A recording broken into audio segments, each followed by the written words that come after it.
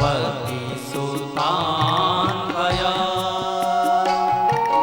भ्रातृबांधवा नाति विलंघ्यते अच्युता गता गगविदस्तवो गीतमोहिता गीतवयो सिता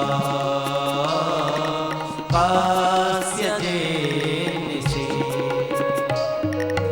रहसि संविदा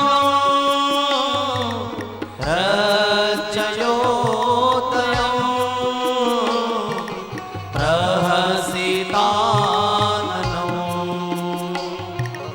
प्रेमवीक्षणं प्रदुरश्रियो वीक्षणामते घोरति स्प्रभा मुह्यते मना मुह्यते मना व्रजबनौकसा व्यक्तिरङ्गते व्रजेनहन्यलं विश्वमङ्गलम् त्यजमनाक नस्त्वथा प्रहा स्वजनः रुजा यन्निसूदनम्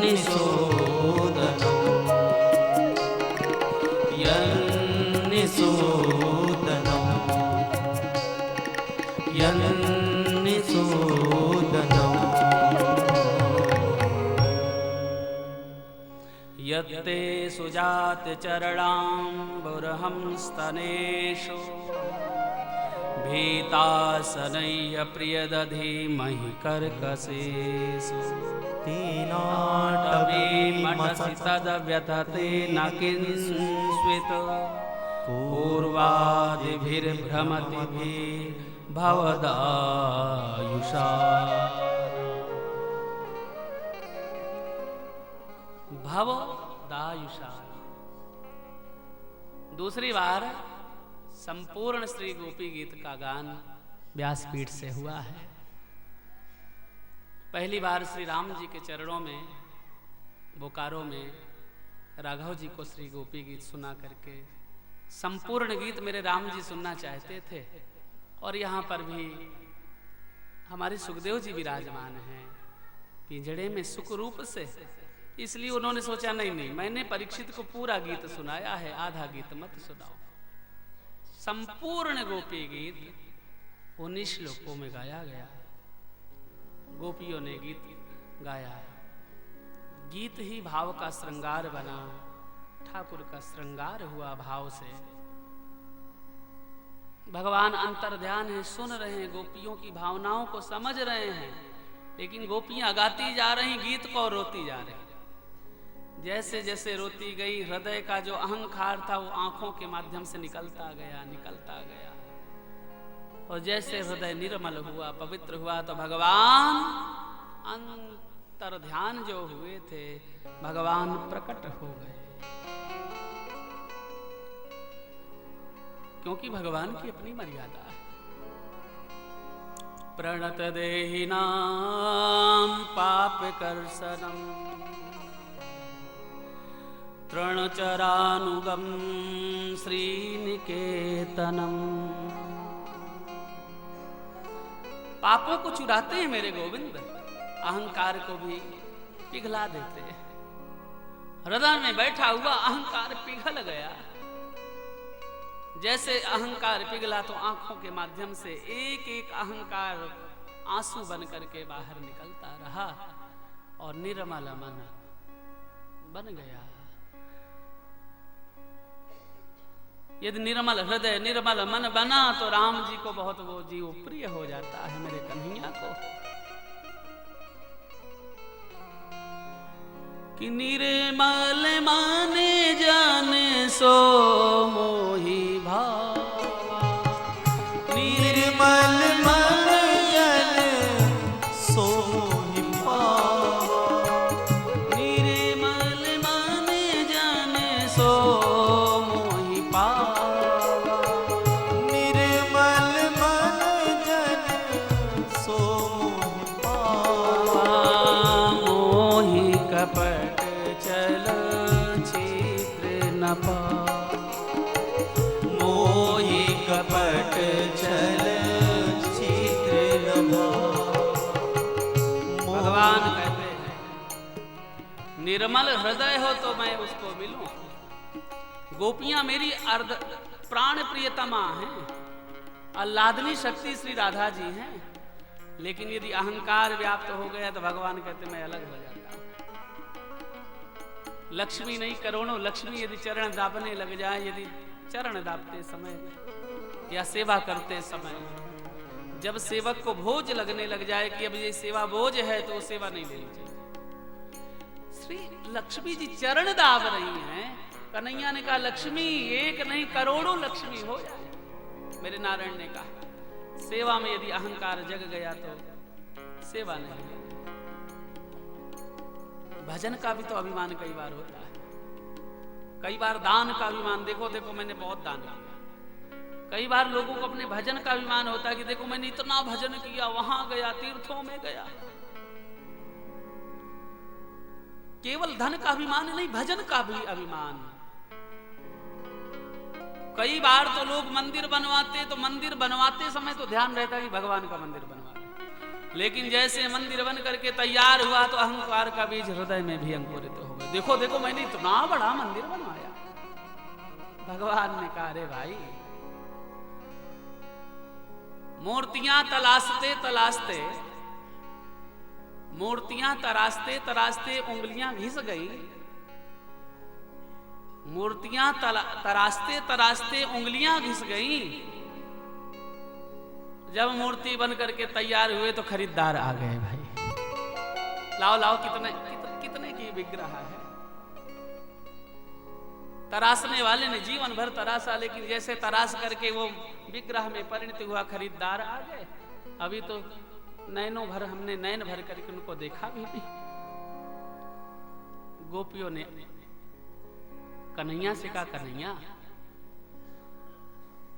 जयति ते अधिकम जन्मनाम व्रजः, जयति ते अधिकम जन्मनाम व्रजः। आपके जन्म लेने से इस ब्रजमंडल की शोभा बढ़ गई है। नहीं इस ब्रज को कौन जानता, इस ब्रज को कौन पहचानता। श्रयति इंदिरा, देखो देखो लक्ष्मी जी के सेवन करने से ब्रज का ऐश्वर्य भी बढ़ गया। लक्ष्मी जी जब कन्हैया आए तो लक्ष्मी जी तो सेवा करेंगी ना। तो वृंदावन में जमुना के उस पार लक्ष्मी जी बेलवन पर बूढ़ी बनी बैठी। गोपियों ने कहा कन्हैया हम आपसे पूछते हैं कि क्या हम आपसे प्रेम नहीं करते, क्यों आपने हमें तड़पाया। एक गोपी ने कहा देख, शायद उनके मन में ये भाव जग गया होगा कि सच्चे प्रेमी तो मेरे महाराज दशरथ थे। जब राम वापस नहीं आए तो दशरथ वियोग नहीं सहन कर पाए, शरीर त्याग दिया। कि राम राम कही राम कही, राम राम कही राम, तनु परिहरि रघुबर विरहा, राउ गयो सुरधाम। राम राम राम राम कहते महाराज दशरथ ने शरीर त्याग दिया। एक सखी बोली अरे बहना, सच्ची प्रेमी तो मां कुंती थी। जैसे सुना कि कन्हैया धरा धाम को छोड़ करके चले गए तो कुंती ने भाव समाधि ले ली, शरीर त्याग दिया, प्राणों को त्याग दिया। तो राधा जी ने कहा कि हम भी तो उनसे तर्क कर रही हैं कि यदि सच्चे प्रेमी दशरथ थे, सच्चे प्रेमी यदि कुंती मां थी, तो हम पूछती क्या आपके प्रेम में, आपके पति प्रेम जो था, क्या जानकी जी का थोड़ा था या कम था? या जानकी जी आपको नहीं चाहती थी? क्योंकि जानकी जी भी तो अशोक वाटिका में रही। राम के वियोग में जानकी जी अशोक वाटिका में रही। तो राधा जी ने तर्क दिया कि जानकी जी भी तो जीवित रही, क्या सच्चा प्रेम उनका नहीं था? मानस में बहुत सुंदर वर्णन आता है कि जब हनुमान जी मुद्रिका लेकर के गए, माया से अस रची न जाई, उस मुद्रिका का मां जानकी ने दर्शन किया।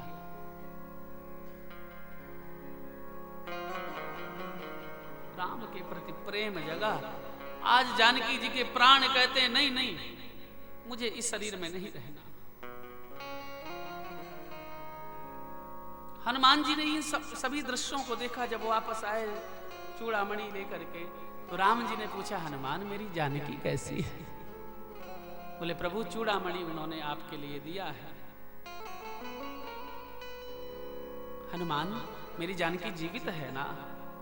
हाँ प्रभु जीवित है। देखो हनुमान, कितनी झूठी बात मेरे से सीता करती थी कि प्रभु मैं आपके वियोग में एक क्षण नहीं जीवित रह सकती। और कितने महीनों से देखो वहां है अशोक वाटिका, और अभी भी जीवित है। हनुमान जी ने कहा, प्रभु मेरी मां के प्राण तो कब के निकल गए होते, लेकिन आप ही तो वहां रक्षा कर रहे हो। कि नाम पहारू दिवस निशी, ध्यान तुम्हारे कपाट। तुम्हारे कपाट। नाम रूपी पहरेदार मां जानकी के प्राणों की रक्षा करता है। आपका नाम रूपी पहरेदार माता जानकी के प्राणों की रक्षा करते हैं जब प्राण विह्वल होते हैं।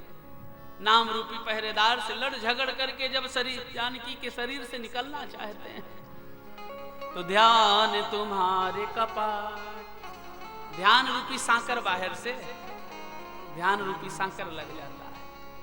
प्रभु अंदर कोई बैठा हो, दरवाजा कोई बाहर से बंद कर ले, तो अंदर वाला व्यक्ति कैसे बाहर निकल सके?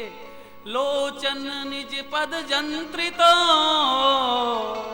प्राण जाहि के ही बार। प्रभु इस कारण से मां जानकी के प्राण नहीं निकल रहे। गोपियों ने कहा, हम भी तो आपसे पूछना चाहते, क्या जानकी जी आपको नहीं चाहती थी? और फिर हमने भी आपकी कथा अमृत का पान किया है। तब कथा अमृतम तब तो जीवनम, कवि भिरीडितम कल्मषापहम। आपकी कथा रूपी अमृत का पान हमने किया है। जैसे गोपियां विरहिणी हो रही थी, तो बस कन्हैया प्रकट हो गए। बोलिए रास बिहारी सरकार की जय हो। भगवान का विवाह भी करना है, कन्हैया प्रकट हो गए। इतनी विरह तुल में गोपियां ऐसी प्रेमातुर थी, जैसे कन्हैया प्रकट हुए तो ऐसे घूर घूर के देख रहे जैसे कन्हैया को खा जाएंगे। हाँ, भगवान तो डर गए, बोले अरे राम क्या गलती हो गई? ऐसे घूर घूर के सब देखी जा रहे हैं। कन्हैया ने कहा, सखियों कोई अपराध हुआ क्या? सखियां बोले कि जले में नमक मत डालो। एक तो मध्य रात्रि में बुलाया, बंसी की आवाज दे करके हमने आपके संग में महारास किया, और उसके बाद आप अंतर ध्यान हो गए। अरे सखियों, तुम्हारे हृदय में कामना ना उदय हो, तुम्हारे हृदय में अहंकार ना प्रकट हो, इसलिए मैं अंतर ध्यान हुआ। अब आपका हृदय निर्मल हो गया है, अब मैं आपके समीप हूं। अनेक चर्चा हुई। गोपी ने पूछ लिया, राधा ने पूछा, कन्हैया ये बता प्यार की परिभाषा क्या है? बोलो राधे राधे। यानी प्रेम की परिभाषा क्या है? अब इसकी व्याख्या करना बड़ा कठिन है। राधा ने कृष्ण से पूछा, इसलिए कृष्ण ने बड़ी सरल भाषा में प्यार प्रेम का उत्तर दिया है। योग की परिभाषा क्या है? गोपियों ने पूछा, उसका भी कृष्ण ने उत्तर दिया। वियोग और संयोग के बीच में जो विरह पैदा होता है, कृष्ण प्रभु के वियोग और संयोग के बीच में, संयोग से वियोग के बीच में जो विरह पैदा होता है वही विशुद्ध योग है कि हर समय चिंतन उसी का चलता रहे और सच्चा प्रेम